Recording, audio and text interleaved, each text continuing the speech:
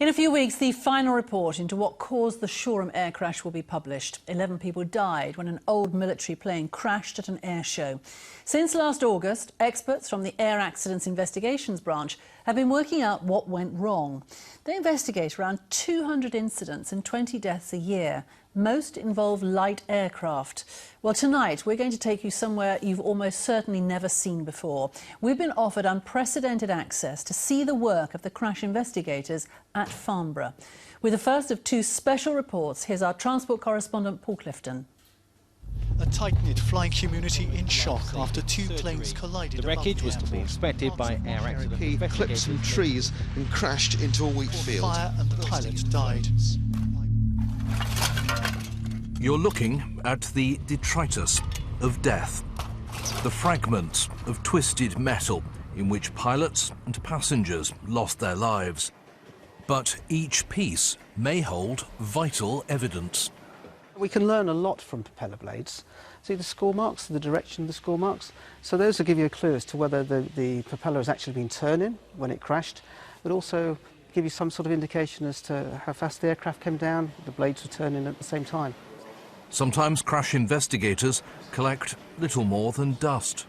This is an example of what I've just picked out just now. It's a control rod.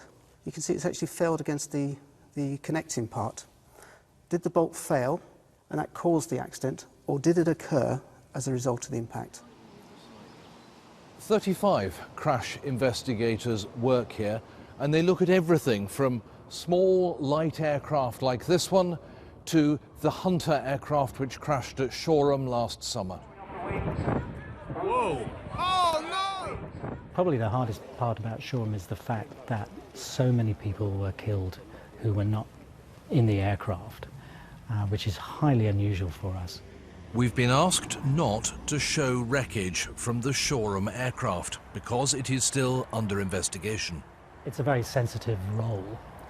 We have that sort of forensic detail of looking through the actual physical evidence, and we spend a considerable amount of time with the families, keeping them in touch with what we've found.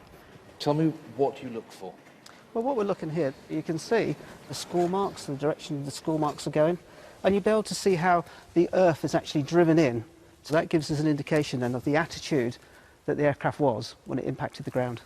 When I read your reports, though, it's nearly always the result of human error.